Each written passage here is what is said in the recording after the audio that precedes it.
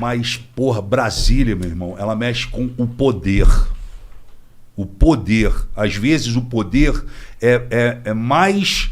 para os mais válido, né? Mais tentador o poder do que a verba, entendeu? Do que o prestígio, do que o cara tá cagando e andando se ele tá sendo processado, se o STF tá processando ele, se a Polícia Federal tá investigando. Ele quer poder, irmão. Ele quer chegar aqui e falar, ó, você vai para aqui, você vai para aquela secretaria, esse ministério é meu. Você vê, o Centrão fechou com o Bolsonaro, chegaram lá, ó, Ministério da Cidadania. Ah, mas porra, tá o Onyx lá. Tira o Onyx. Tira o Onyx. A gente quer a chave do ministério, entendeu? E você, pô, com uma chave de um ministério, pô, você está falando aí, pô, em 3 mil funcionários. Sim, entendeu? Orçamento absurdo. Orçamento absurdo, sabe? E poder, irmão. Poder. O poder é muito forte, cara. Foi por isso que você rompeu com o Bolsonaro? Cara, todo mundo... assim, eu falo pra você que eu me arrependi muito, né, de ter lutado tanto para a chegada do Bolsonaro na presidência. As pessoas me criticam, falam, porra, mas tu não pode ser, um cara como você não pode ter sido tão ingênuo assim, Frota, a ponto de não ter visto antes o que ia acontecer e etc e tal. Mas eu mergulhei de coração na parada, porque eu achei que naquele momento ele ia realmente... porra, fazer uma asepsia na política, ia mudar a situação, a gente ia conseguir respirar de vários outros governos que já vinham. E eu não tive assim uma briga com ele.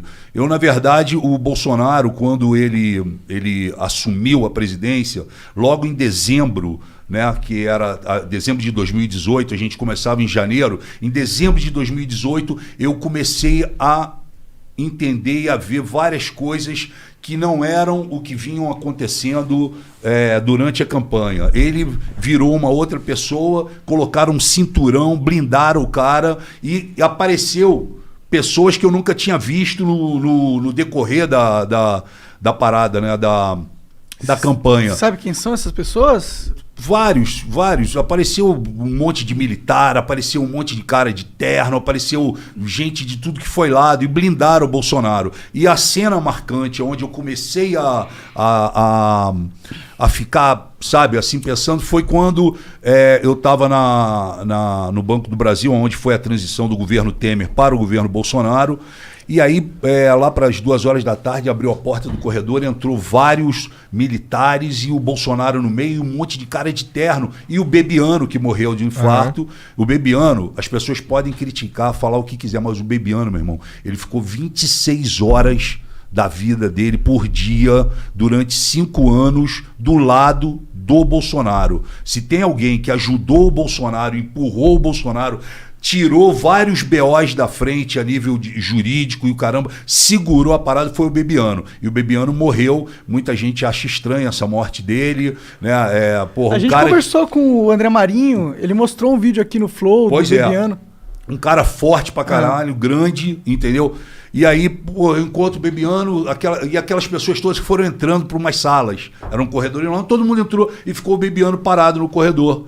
Aí eu cheguei pro Bebiano e falei, e aí, Bebiano, tá tranquilo? Ele falou, tô. Falei, pô, e aí, onde é a tua sala? Ele falou, pô, não tem sala. Eu falei, como tu não tem sala? Ele falou, pô, eu não tenho sala e não sei o que eu vou fazer ainda no governo. Tu acredita, Frota? Eu falei, pô, não acredito. Pra mim, tu ia ser o cara, pô, tu ia ser o líbero da parada. Tu ajudou o cara a sentar nessa cadeira. Pra mim, tu era o líbero. Tu não precisava nem ter cargo. Sim, tu era o cara que ia chegar, Bolsonaro, é o seguinte, tô precisando coordenador ali. Um coordenador, né? Ele falou, pois é, mas não tenho. E eu tô achando muito estranho as coisas, Frota, porque começaram a me tirar de reuniões, eu não sei para onde eu vou, sabe? Aí tentaram acochambrar ele ali na Secretaria-Geral da Presidência, enfim. Mas qual que era o problema com o Bebiano em si?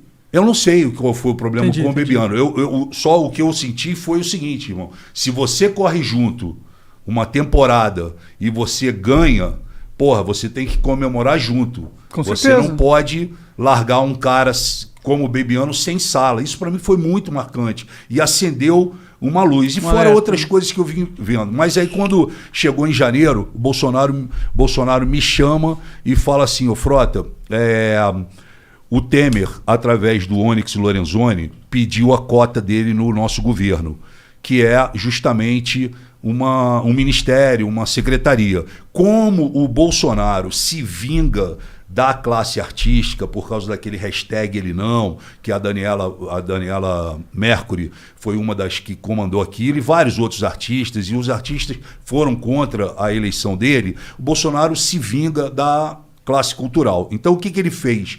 Ele, assim que ele assumiu, que ele sentou na cadeira, ele tirou o Ministério da Cultura e transformou numa Secretaria de Cultura. Ele já diminuiu ali. E aí, como o Temer tinha pedido ao Onyx uma fatia, Bolsonaro chegou para mim, e eu tenho gravado isso, qualquer dia eu posso até mandar para vocês, o Bolsonaro, o Onyx chega e fala, precisa colocar o Osmar Terra em algum lugar. E aí o Bolsonaro coloca o Osmar Terra na Secretaria de Cultura, sendo que o Osmar Terra nunca fez nada pela cultura do país. E aí o Bolsonaro me chama e fala, Frota, é o seguinte, não gosto do Osmar Terra, ele não vai fazer nada pela cultura, mas eu preciso o seguinte, embaixo da secretaria, do secretário de Cultura, tem 6 secretarias importantíssimas para o fomento da cultura no país. Lei Rouanet, direitos autorais, praças públicas, monumentos e etc., diversidade, audiovisual e não me lembro agora qual que é a outra. São 6. Então o Bolsonaro chegou para mim e falou, Frota, vê se você pode ajudar o Osmar Terra e monta para mim esse cinturão embaixo dele. Então eu fui para campo, eu conheço muita... Antes de continuar, só que eu tenho uma dúvida nessa sua história. Por que o Temer poderia pegar uma parte dele? Porque isso é um jogo político, né? MDB é um jogo político. É o Temer pegando a cota do MDB. Do MDB. Entendi. É isso. Entendi. Se eu não expliquei... É que eu não entendo muito. Os partidos, quando fecham, vamos eleger o Monark. Vamos eleger o Monark? Então tá, Monark, a hora que você sentar, nós vamos te colocar lá, mas a hora que você sentar lá é o seguinte, nós queremos essa secretaria aqui. Entendi. Tá fechado? Essa era a missão do Temer como líder do partido. Você fatia o governo. Pode crer. E você acaba fazendo o que ele tinha dito que não faria. Inclusive na campanha e na entrevista dele na TV Globo. Sim. Que ele fala, eu jamais vou fatiar o meu governo, eu não vou aceitar que o Centrão fique junto comigo, porque no Centrão tem corrupto, bandido, safado, não sei o que, coisa e tal. Um presidente não consegue governar fatiando o governo, e ele fez isso. E aí, quando ele me chama, eu fui em campo, não fui buscar amiguinho meu, fui buscar pessoas que realmente entendiam da situação. E convidei essas pessoas, algumas aceitaram logo de início, outras tinham que se desvencilhar dos seus empregos e etc e tal, e montei esse cinturão para dar suporte para um cara que não entendia de cultura, que não sabia o que era a Lei Rouanet e que deu uma declaração quando foi convidado como secretário que de cultura ele só entendia tocar berimbau. Aí, eu montei para ele e já era no final do ano, o Osmar Terra, a família dele, mora no Canadá. Então ele falou, olha, Frota, eu tô indo pro Canadá, a gente resolve depois. Eu falei, não, vamos fazer o seguinte, teu avião vai fazer uma escala em São Paulo, você vai ficar lá umas 3 horas, eu vou levar todo mundo para um restaurante no aeroporto e vou te apresentar os seus possíveis secretários e etc e tal. E como você não entende, você pode estar certo que eu estou colocando aqui pessoas que realmente são do meio, sabem, tratam bem de cada tema. Tranquilo. E aí ele foi no avião dele, enfim, eu montei toda a situação lá no restaurante, no aeroporto, enfim, e apresentei todo mundo para ele. Falei, esse aqui, essa aqui, esse. Apresentei o secretariado dele. Isso já acendeu uma luz no governo, que os caras começaram a falar assim, o Frota está se apossando da cultura. Entendi. O Frota está querendo o ministério para ele. Não era. O presidente me pediu. Aí eu apresentei para ele, ele foi embora. E, saiu todo mundo, Frota, beleza. Tô feliz, obrigado pela oportunidade, vamos lutar. E o caramba, tô pedindo demissão da Fox para assumir aqui a parada. O cara, com 10 anos de empresa, tô saindo fora, mas meu irmão, pode vir, vai dar tudo certo. E, ele viajou, o Osmar Terra. E o Osmar Terra viajou, passou o ano novo, essa coisa. Quando ele volta, ele se encontra com o Onyx Lorenzoni, os dois são do Rio Grande do Sul, Ele se encontra com o Onyx Lorenzoni e, sem falar comigo, sem pelo menos me informar, resolvem mudar o cinturão. Porque eles já vinham com a cabeça deles de, não, vamos acochambrar aqui a nossa galera. Porra, nada do Frota, nada, sabe? E começaram a fazer esse jogo. E montaram isso, tiraram das 6 secretarias, brother, eles tiraram 5. Eu fiquei só. Aliás, eles tiraram 4, ficaram 2. A de audiovisual e a de direitos autorais, o Maurício Braga. Eu falei, porra, cara, isso não tá certo. As pessoas saíram dos seus empregos. Porra, o cara tava. Ninguém chegando em Brasília já, porra, tô procurando flat aqui pra morar.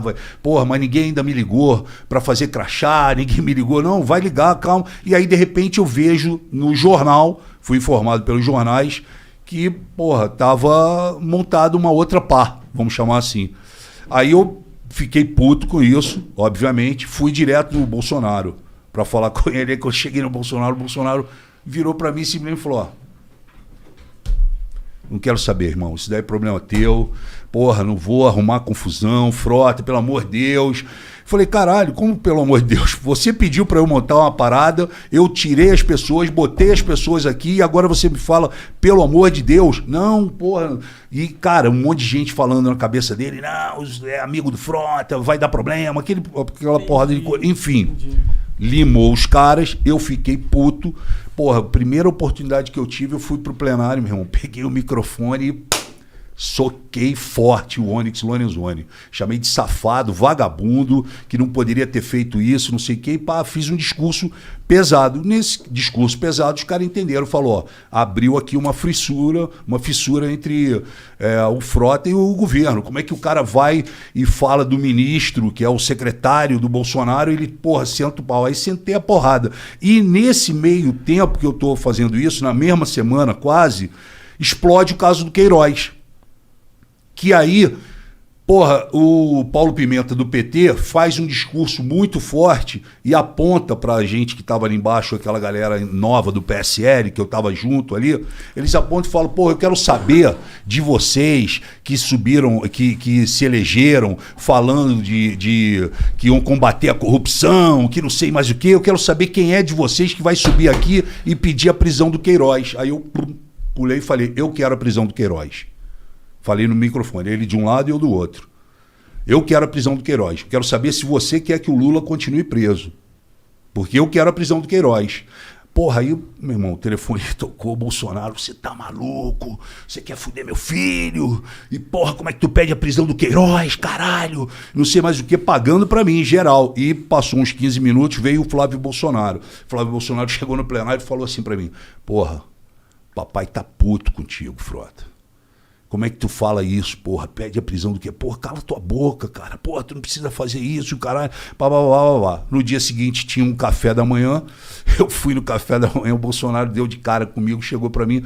Pô, aí tem até na internet, porque tinha uma pessoa gravando, a gente não sabia. Aí ele, porra, me abraça e fala assim, puta que pariu, caralho. Fecha essa matraca, Frota.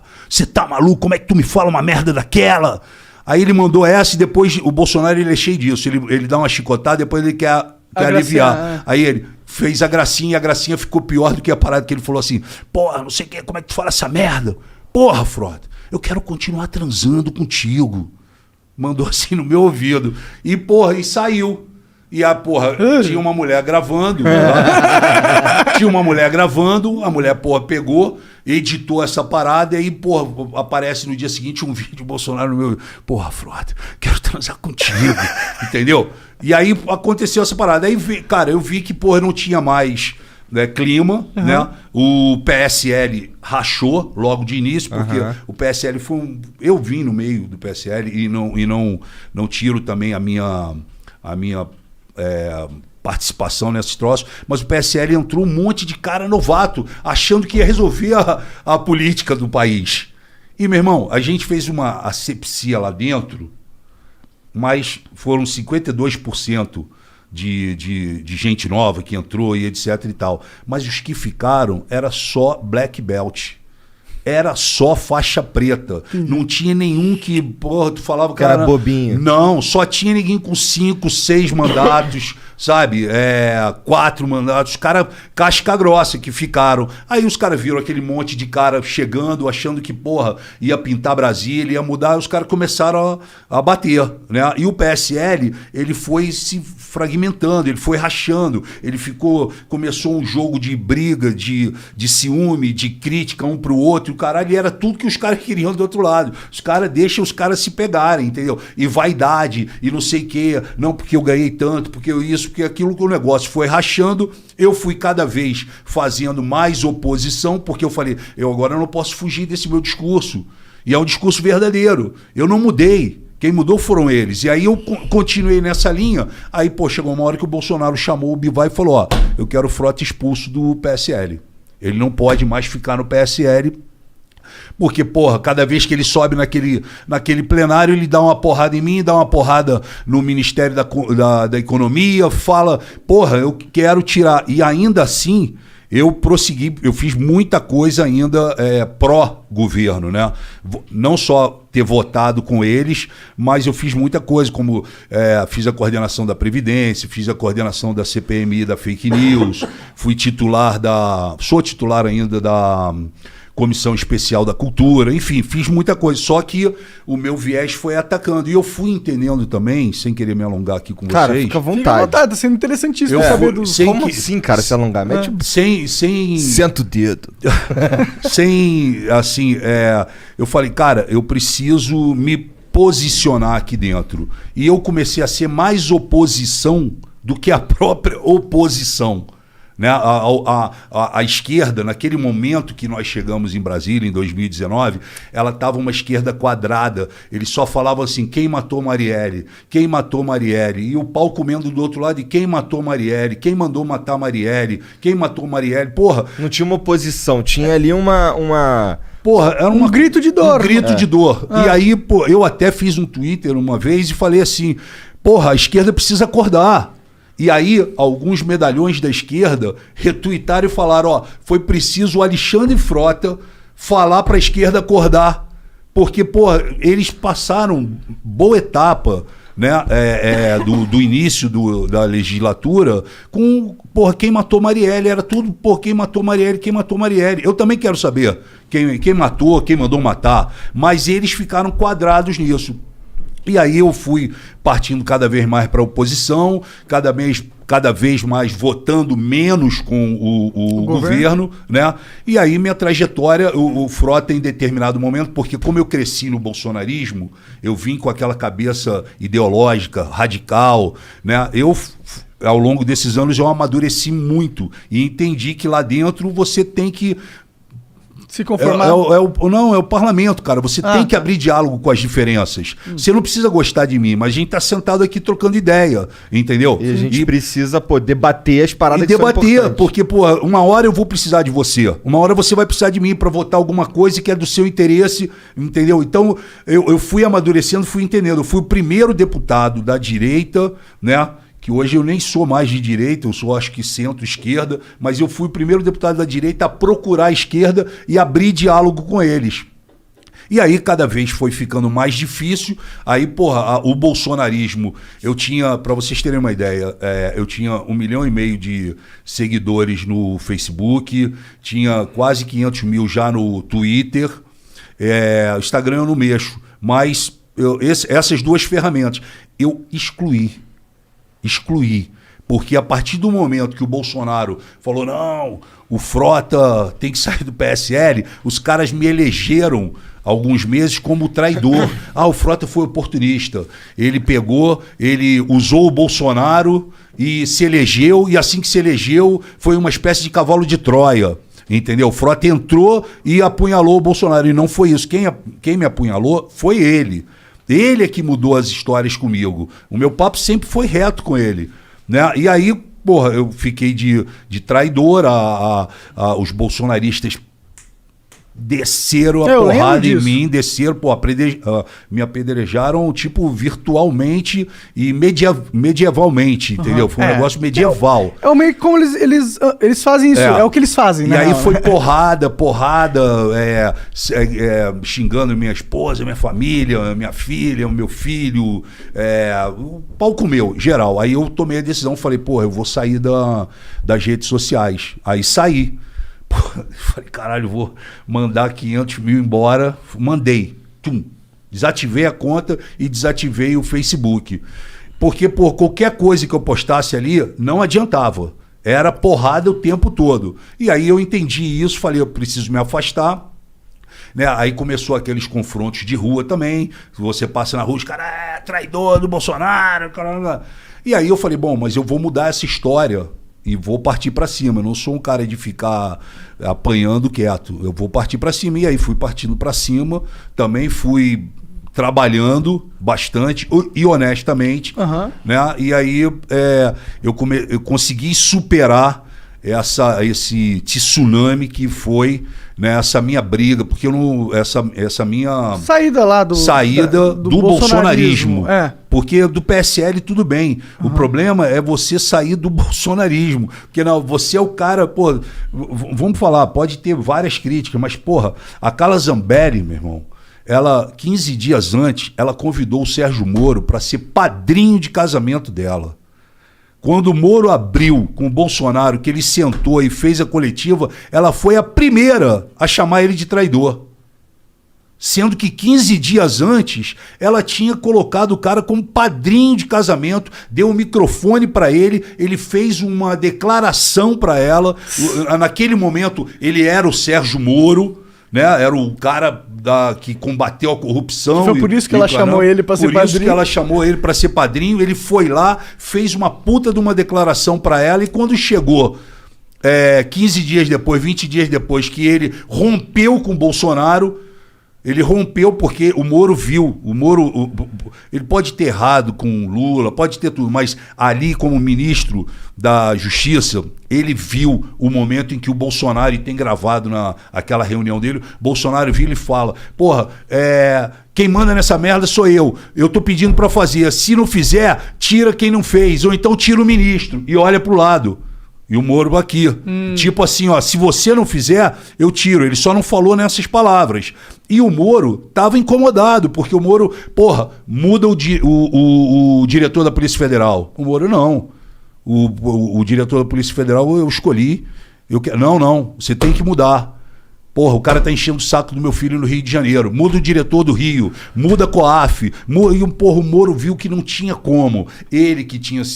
Naquele momento ainda ele era a áurea da anticorrupção, ele não podia ficar sentado na mesa com aqueles caras. Aí ele pede para ir embora. No dia seguinte, meu irmão, ele virou o Judas, ele virou o traidor, comunista, e os caras vieram pesado em cima dele. Por quê? O Bolsonaro, ele passa maior parte do tempo dele, cara, defendendo os filhos. Principalmente o senador da rachadinha. Dá pra ver lá, que aí parece que ele tá constantemente em apuros. E aí ele tá em apuros, ele pega, liga lá e fala, o Monark, cara, ele não tá resolvendo as coisas pro Flávio. Tira ele, bota lá no Acre.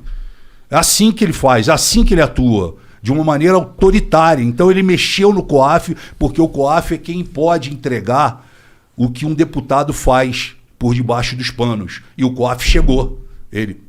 Muda o COAF, tira o poder do COAF. Entregou o COAF lá para o banco... o Ministério da Economia, né? O Banco Central, na verdade. Primeiro para o Ministério da Economia, depois, você está certo, depois para o Banco Central. Aí, Polícia Federal. A Polícia Federal tá chegando, vai pegar o Queiroz.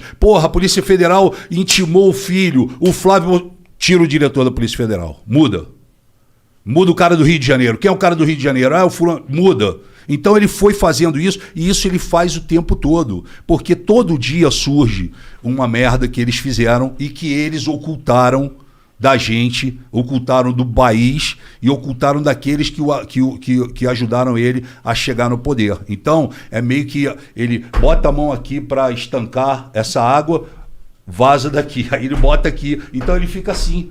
Desculpa, aqui no... ele fica aqui assim o tempo todo. E aí aparece um outro buraco. Aparece um outro buraco. Toda hora. É o cheque da Michele, é o Queiroz. Porra, o Queiroz foi descoberto dentro da casa do advogado. Do sítio do advogado, do cara que não era advogado, que agora é advogado, que ele passou uma procuração, e é filho, e é rachadinha, e é compra de mansão, e é compra de apartamentos. Não tem. Quem comprou teu apartamento? Não, foi um amigo meu que me vendeu. Quem é teu amigo? É um policial. Pô, mas como é que o policial tem esse dinheiro todo pra... E aí é uma coisa atrás da outra. Porra, Queiroz, não, eu vendia carro. Porra, mas o cara, a imagem do cara lá fazendo a rachadinha. Não, eu vendia carro, não sei o que, coisa e tal. Isso tudo, cara, foi enfraquecendo. Então, esse nosso primeiro momento aqui, eu pergunto pra vocês, né, ou pro público de vocês, qual vai ser o discurso do Bolsonaro em 22? Ele não vai poder falar que ele combateu a corrupção. Não vai poder falar isso para ninguém. Sim. Ele não vai poder falar. Então ele vai combater o Covid. Então isso muito menos. Então ele vai chegar sem discurso, irmão. E eu vou te falar, dessa vez não vai ter facada para tirar ele dos debates. Ele vai ter que ir pro debate, entendeu? E no debate, meu irmão, ele vai encarar um